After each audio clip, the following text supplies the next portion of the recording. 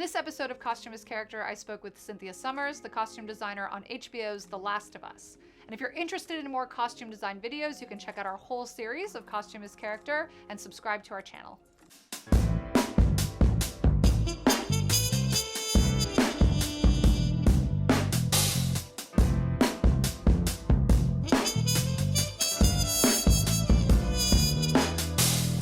One of the most interesting elements of designing a wardrobe for any sort of post-apocalyptic film or TV show is, how do you design clothes for people who really don't care about clothes? Well, I mean, there's a lot of reference out there for post-apocalyptic fashion, if you want to call it fashion. I don't know if it's fashion. I feel like it's survival. It's all based on survival and what you can scavenge and what you can find. Although that being said, when we're making something for the screen and for viewers to identify with a character, we also want to try and hang on to personal style to some degree, so everyone doesn't look exactly the same. And I think that's the beauty of The Last of Us. It's so well written and the characters are so well written. I asked her, how do you do that while still telling a visual story? Because obviously there's things about the characters that we learn through their costume pieces, and particularly with Joel, there's a couple of key details in how he dresses and what he wears that reveal who he is as a person. You can hang on to bits and pieces of what, for instance, Joel, what his look was like, who he was before the apocalypse happened, before, it was 20 years prior in Austin, Texas. Who was he? What did he do for a living? Did he care? What was his headspace in? He wasn't like the happiest guy. No, he wasn't. Struggling single father, construction job, living in the burbs. So probably not his dream life. I think he's a good example of, and Tommy as well, of, what a style that he had before the apocalypse happened and how that carried through to his look in the future and the 20 years later. Obviously, The Last of Us takes place in 2023, but the interesting thing that I hadn't thought about until I spoke to Cynthia was that the clothes that they're wearing are not just 20 years old because the apocalypse happened in 2003, but they're even older than that. A lot of what they're wearing would be dated because it would be things that they found in stashes that, people's basements or people's old clothing, or, and people, all the people aren't current for the year that the apocalypse happened. You might be still wearing your jeans that you've had for 10 years or something like that. So things can be dated. One of the more interesting details that Cynthia revealed, and actually it's something that I've spoken about with some other designers, is the particular challenge of creating what they call a jeans and t-shirt wardrobes. A jeans and t-shirt show can be one of the most difficult things for a costume designer because you're still trying to tell story and multiple stories and show time and the loss of time and all of these things and degradation of costume. And when you don't have grandeur in the costume, and when you don't have period in the costume, it can be really, really challenging. And she actually told us a really interesting story about meeting Pedro and designing his whole wardrobe as Joel. Yeah, when we had our first fitting, because he's done Game of Thrones and so many, all these other great things he's done before and since, and all the stage productions he does, and he wears these amazing costumes. And when we had our first fitting, and we were just chit-chatting and getting to know each other, I was like, well, so it's a little utilitarian and pretty. And he was like, thank God. And I was like, well, okay, good.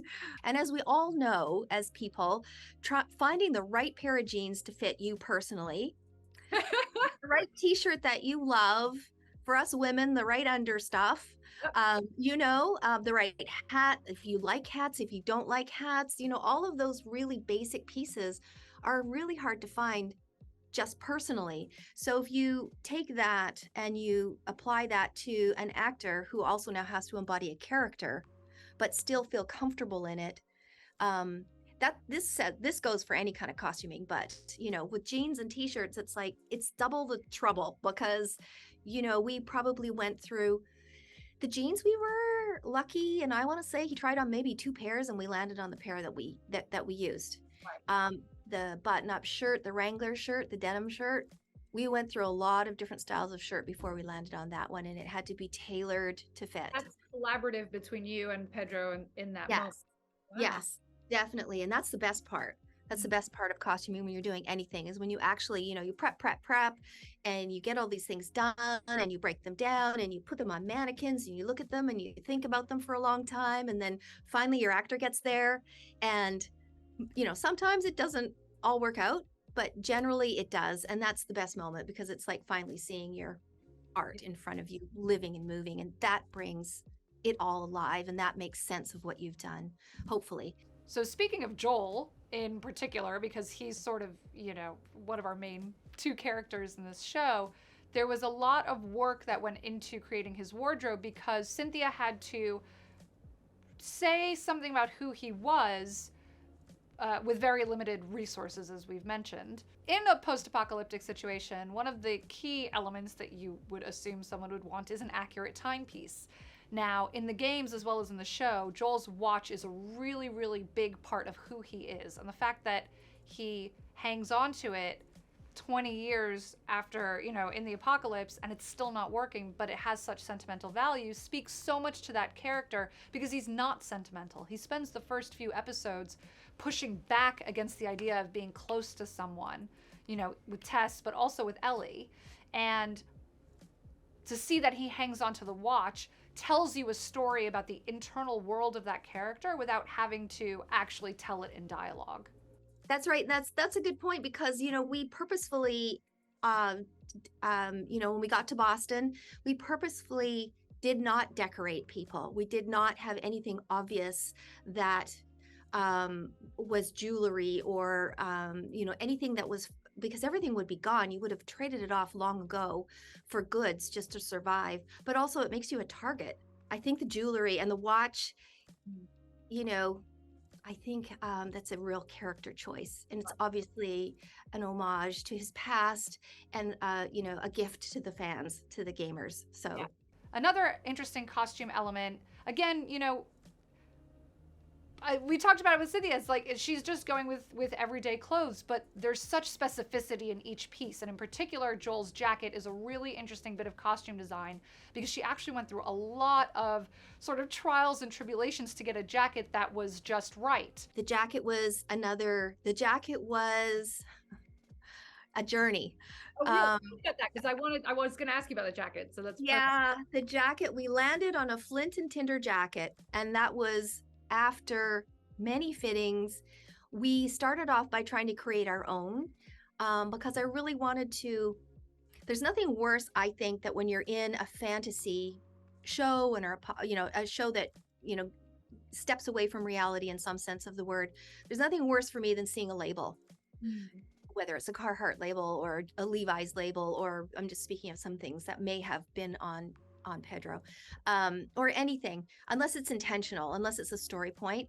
It just kind of takes you out of the moment. It takes you out of the fantasy. So the best way to do that is create your own. When you need multiples, easier if you just build your own, because trying to find the multiples can be difficult. Or you're building multiples to match with the hero outfits, and that's never great. So we started building. We had probably 3 different renditions. We found one that Pedro liked, built. Production didn't love it. So, there was that. We had tailors flown in. We ran the gamut of trying to build it. So then finally it was like, okay, forget it. I just send me, like, buyers, get me every single kind of waxed jacket that speaks to the game that you can find. So we had 5, it got down to 5 different labels at the end of the day, and the Flint and Tinder was the one that won.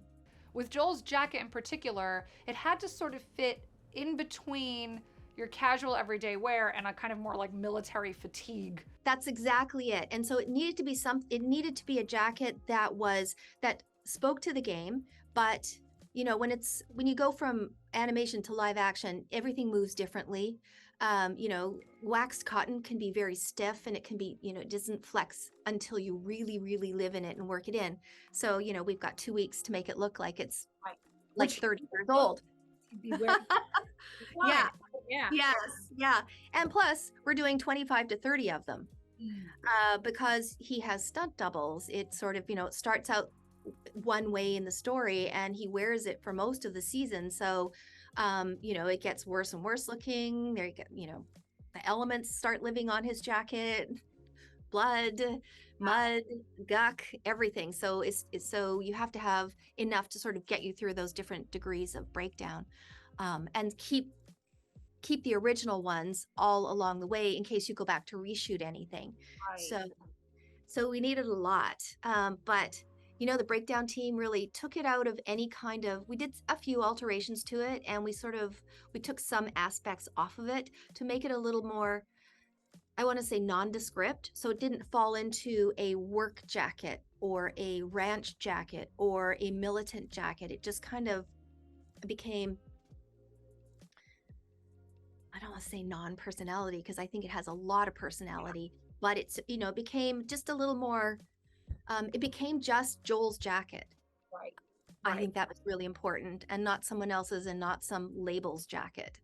So that was the goal. I think that's a designer's goal in a big way most of the time, unless you're doing a show, of course, that's like about Dior or something like that. One episode that really encapsulates almost why we're doing this series is episode 3, because there's a really pivotal moment that has to do with clothing in the relationship between Bill and Frank. Frank says that he's going to fix up some of the storefronts, and then he goes, and the boutique.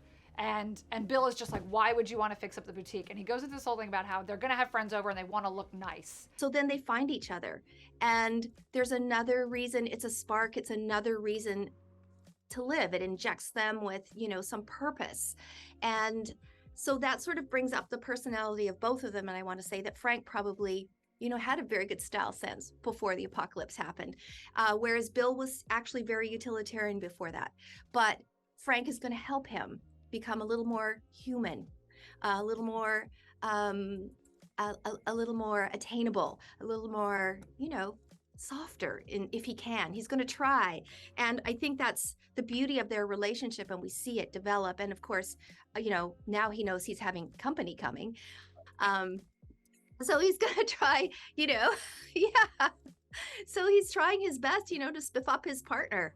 And I think that's so great because that's what we do. It's such an interesting moment because all of episode 3 is about finding reasons to live during an apocalypse, not just survive, and forming relationships, but also the idea of forming a relationship with yourself. And that's what Frank helps Bill do, right? Is he helps Bill connect to who he is as a person. And they do that in a way through that very small but very intimate scene, because it cuts straight away to them having lunch and Bill's sitting there in a new shirt and they're having lunch with Joel and Tess. And that's such a key sort of illustrative point about the function of clothes, even in a situation where it seems like clothes don't matter. Because when it comes down to it, they do.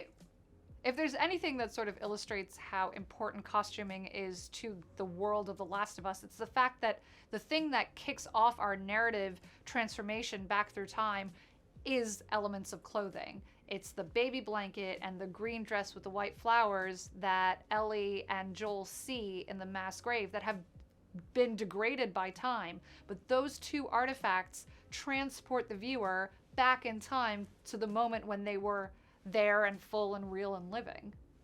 As a costume designer, that often happens, and the clothing winds up being used as a proper set dressing. And that's cool because it's so amazing to be able to tie things in like that. And of course, my big fear was that was so important. That moment was so important when they see the grave and when they see the skeletal remains and they see a little bit of the green dress fabric and the baby's fabric of their blanket flapping in the wind. And of course, it's so dirty and so degraded. My fear was, is anybody going to put that together? Is anybody going to actually see it for what it is? Because you can barely tell it's the green dress. Yes, is the answer. They can. Yes, is the answer. Great. Really key color palette in the show that also took inspiration from the game is for Ellie. With Ellie's color, there's a real sense of sort of teenageness in it. And there's a really beautiful moment back in episode 3, episode 3, peak television, where Ellie picks out a red t-shirt with a palm tree on it. And that was really important for Cynthia because it's it's one of the only moments where Ellie's making a choice for herself. She's a teen going out into the world and trying to discover who she is, or not even trying. She doesn't have a moment to try, but she maybe inherently is sort of attracted to this or that.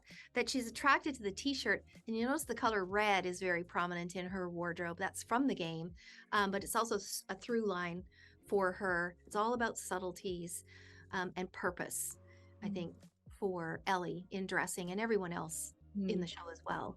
There's really no one flashy. Right. So, right. Yeah.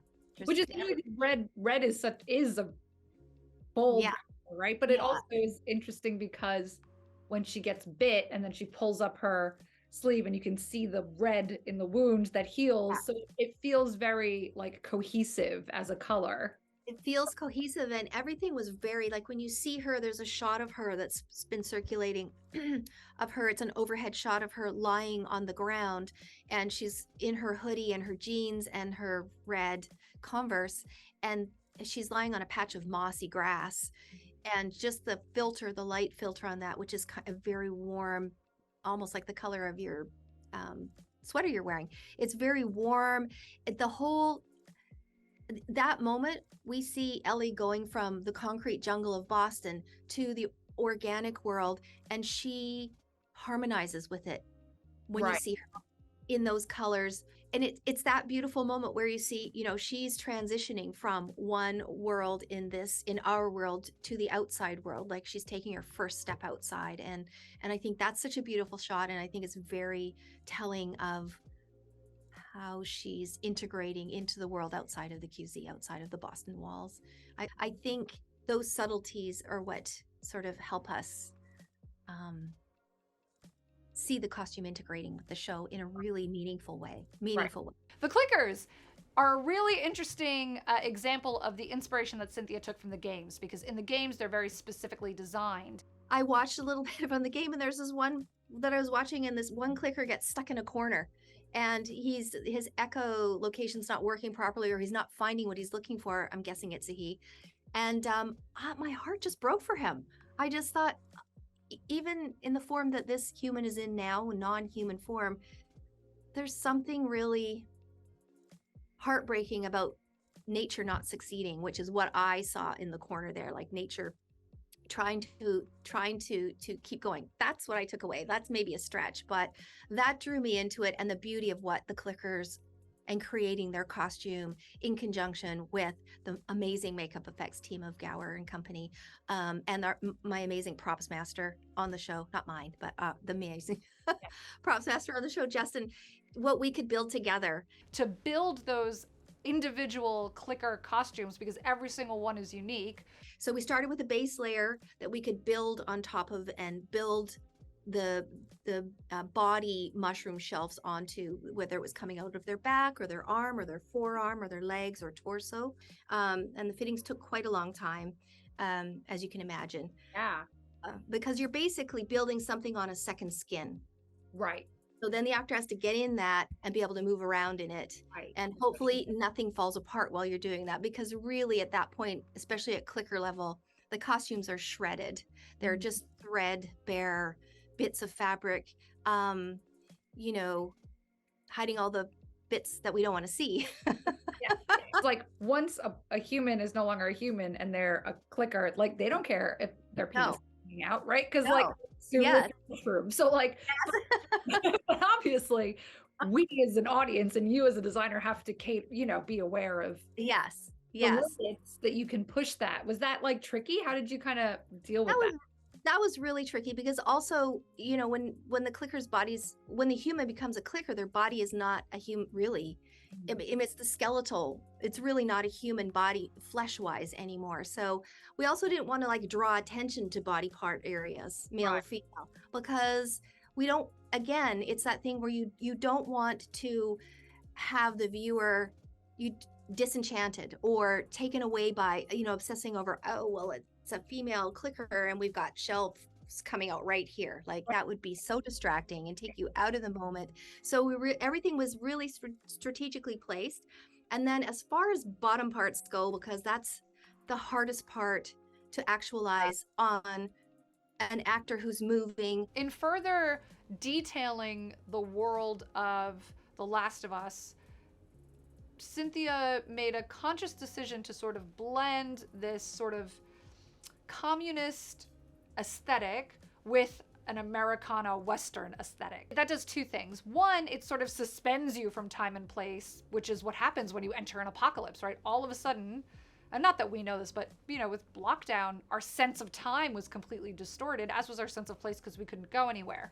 So with, obviously in The Last of Us, which is fictional, there is that suspension of reality, of a sort of tangible time and place that we're used to. Now, those design choices do that. They further, by meshing these two things that are disparate, you create this kind of surreal feeling, but also they ground you in reality because they're touchstones that we can relate to, and they have signifiers of what they mean. And so it's a really clever way of doing two narrative tricks at once through the costume design.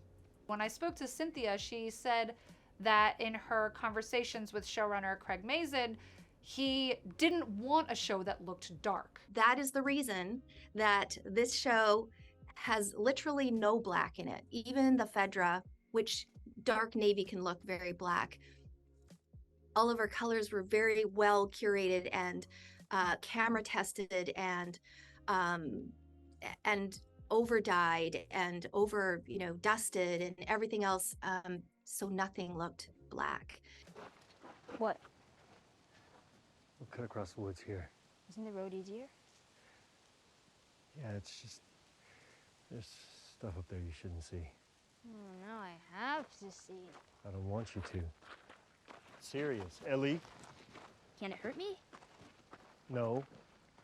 Aren't you honest, man? Should have said axe murderer. That's all for this episode of Costume as Character. If you enjoyed it, please like the video. It really helps us out.